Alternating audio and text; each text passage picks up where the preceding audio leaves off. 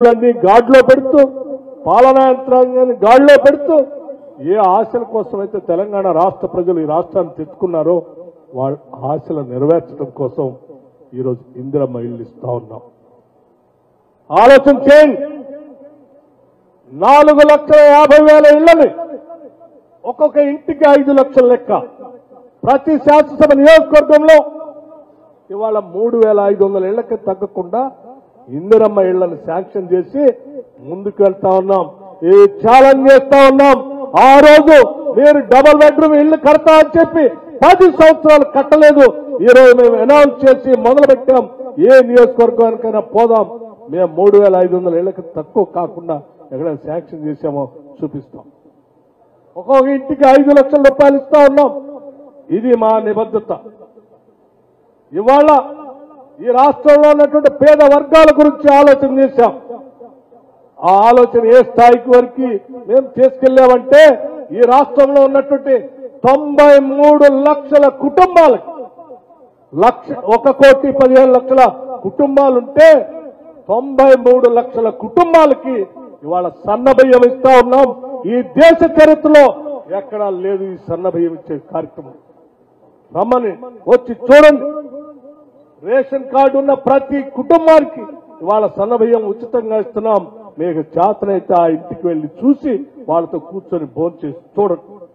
అంతేకాదు ఇవాళ రాజీవ్ ఆరోగ్యశ్రీకి సంబంధించి మీరు 10 ఏళ్ళు గాలికి వదిలేస్తే ఇవాళ మేము 10 లక్షల రూపాయలు పెంచి 93 లక్షల కుటుంబాలకి వాళ్ళ రాజీవ్ ఆరోగ్యశ్రీ కింద సంవత్సరానికి 10 లక్షల రూపాయలు వాళ్ళు ఏ ఆసుపత్రికైనా పోయి వైద్యం చేసుకునేటువంటి పరిస్థితి తీసుకొచ్చాం.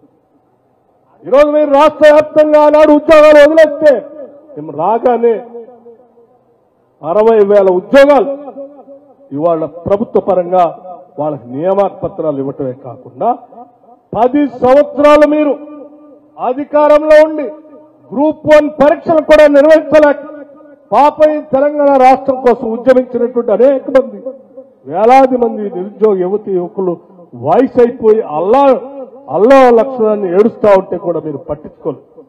మేము రాగానే పబ్లిక్ సర్వీస్ ప్రక్షాళన చేశాం. దానికి ఉన్నతాధికారులుగా ఉన్నటువంటి వాళ్ళని రిటైర్ అయినటువంటి వాళ్ళు పెట్టాం. నిష్పక్షపాతంగా మేము పబ్లిక్ సర్వీస్ కమిషన్ లో గ్రూప్ 1 పరీక్షల్ని కేవలం సంవత్సరాల కాలంలో మేము నిర్వహించాం. నియామక పత్రాలు కూడా అందించాం. గ్రూప్ 2కు సంబంధించినటువంటి పరీక్షలను నిర్వహించాం. నియామక పత్రాలు ఇచ్చాం. గ్రూప్ 1 అప్పుడు కానీ గ్రూప్ 2 అప్పుడు కానీ నిరుద్యోగ యువతి యువకులకి ఆనాడు ఉద్యోగాలు 10 ఏళ్లు మేము చేయలేకపోయాం. వీళ్ళు కేవలం 2 సంవత్సరాల లోపలనే ఇవన్నీ చేస్తే ఎక్కడ విద్యార్థి లోకంలో నిరుద్యోగ యువతి యువకుల మనసుల్లో కాంగ్రెస్ ప్రభుత్వం పైన ప్రేమ పెరుగుతుందేమో, దీన్ని రాకుండా చేయాలని వాళ్ళకి అన్యాయం చేసే విధంగా మీరు కోర్టులకు పోయి అడ్డగోలు పనులు చేస్తే కూడా వెనకడుగు వేయకుండా కోర్టుల దగ్గరికి వెళ్లి వాస్తవ విషయాలు చెప్పి ఈ నిరుద్యోగ యువతి యువకుల కోసం నిటారుగా నిలబడి వాళ్ళ పరీక్షలు నిర్వహించి వాళ్ళకి నియామక పత్రాలు ఇచ్చినటువంటి చరిత్ర ఈ కాంగ్రెస్ ప్రభుత్వాన్ని కూడా ఈ సందర్భంగా మనవి చేస్తా ఉన్నాం. మిత్రులారా, ఒక్కసారి ఆలోచన చేయండి. ఈరోజు కేవలం సంక్షేమ కార్యక్రమాల కోసమే ఈ రాష్ట్ర ప్రభుత్వం అధికారంలోకి వచ్చిన నేటి వరకు నేను చాలా స్పష్టంగా లెక్కలతో సహా చెప్తా ఉన్నాను. కేవలం సంక్షేమ కార్యక్రమాలకు సంబంధించి రైతు భరోసా కానీ, రైతు రుణమాఫీ కానీ, బోనస్ సన్నబియ్యం కానీ, లేకపోతే ఇన్సూరెన్స్ రైతులకు కానీ, రిలీఫ్ మెజర్స్ కానీ, పవర్ సబ్సిడీ కానీ, చేత ఇందిరమ్మ ఇళ్లు, మహాలక్ష్మి రాజీవ్ ఆరోగ్యశ్రీ, వడ్డీలే రుణాలు, కళ్యాణ లక్ష్మి స్కాలర్షిప్స్, రైతు సబ్సిడీ, ఇటువంటి సంక్షేమ కార్యక్రమాలన్నీ పేదల కోసం చేసే పని ఒక్కదాన్ని కూడా మేము ఆపకపోగా ప్రతి నెల క్లియర్ చేస్తూ మీరు 10 సంవత్సరాలు పెండింగ్ పెట్టిన బిల్లులు కూడా క్లియర్ చేస్తూ ఈరోజు రాష్ట్ర వ్యాప్తంగా ఆనాడు బెస్ట్ అవైలబుల్ స్కూల్స్ లో పాఠాలు చదువుకున్నటువంటి పేద విద్యార్థులకు మీరు బిల్లులు ఇవ్వకపోతే ఒక్కటేసారి బిల్లులన్నీ క్లియర్ చేసి ఆ పేద పిల్లలు చదువుకోవడానికి కావాల్సిన ఏర్పాటు చేశాం.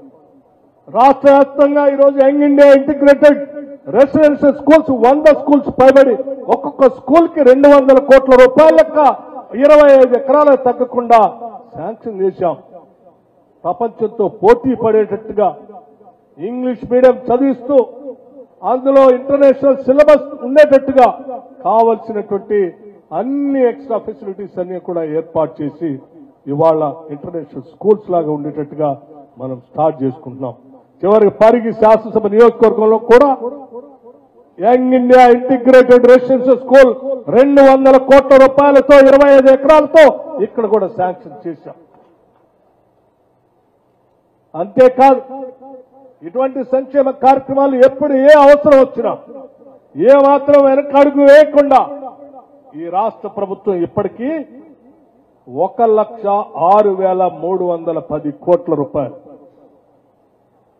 1,06,310 కోట్ల రూపాయలు కేవలం పేదల సంక్షేమం కోసం ఖర్చు పెట్టినటువంటి ప్రభుత్వం ఇందిరమ్మ ప్రభుత్వం.